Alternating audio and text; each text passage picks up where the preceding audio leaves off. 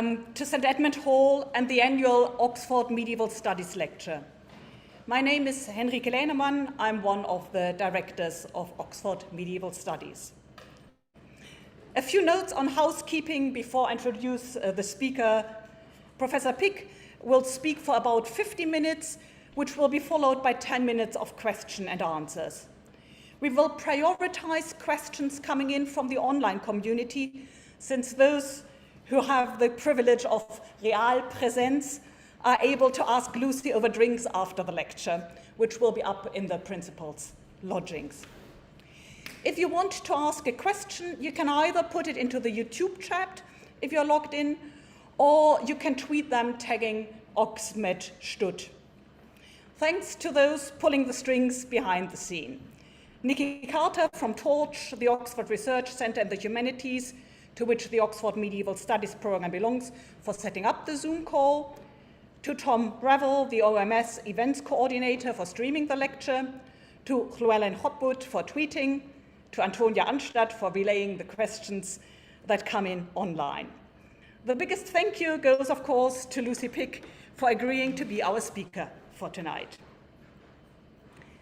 It is a double joy and pleasure to introduce Professor Pick, who is currently a visiting scholar at the Center for Hebrew and Jewish Studies and also a member of this college, St. Edmund Hall. Tradition has it that the lecture and Hilary term is combined with a workshop for the graduate students in the interdisciplinary Master in Medieval Studies. When Mark Williams, the current director of the program and fellow in medieval English here at the Hall, and I were discussing whom to invite for this double task, we were very quickly agreed that we could find none more suitable than Lucy Pick, whose work across multiple languages and religion touches practically on every dissertation topic of the current cohort of master students and is of high interest to the medievalists of the Hall, not least to me, since Lucy is also working on nuns and medieval multilingualism. Lucy Pick started out as a Hispanist and has used this space to become a true historian of medieval thought and culture.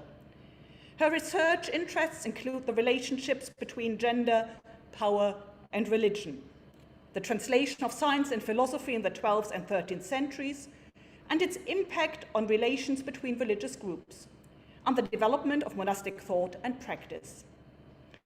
Her first book already touched on the interaction of religious communities, looking at Muslim and Jews of 13th century Spain under the heading of Conflict and Coexistence.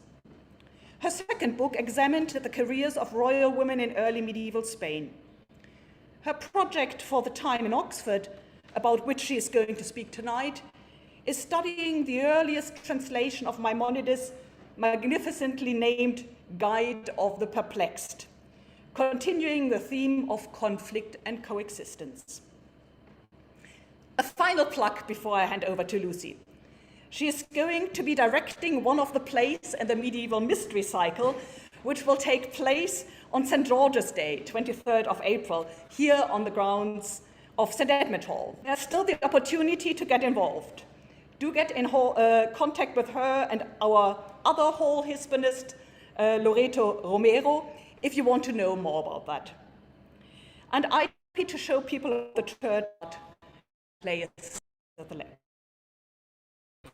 The Journey of the Three Magi seems an appropriate play for somebody who has written a novel about the pilgrimage to Compostela. Scholarship crosses languages and countries. Thank you so much. What a lovely, lovely introduction. I have so many people that I could thank for bringing me here and for the work that I'm going to present to you. It rests on the shoulders of a lot of people, some who are in this room and some who may be watching from afar on what I like to call TV land.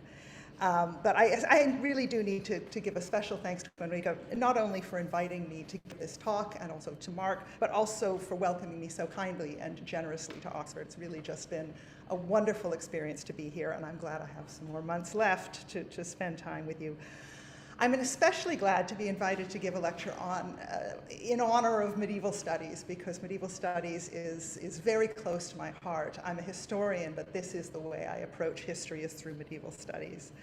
I think that medieval studies has done, as a training, has done two things in particular for me, and I hope also for those of you who are embarked on this journey. I think exposure to so many different methodological approaches inculcates a really valuable humility towards any kind of study. I think life is best viewed through more than one window, and one's own immediate view isn't always the best view. I think the second thing a medieval studies approach does is it creates a kind of a fearlessness, not to say a foolhardiness. So I will begin.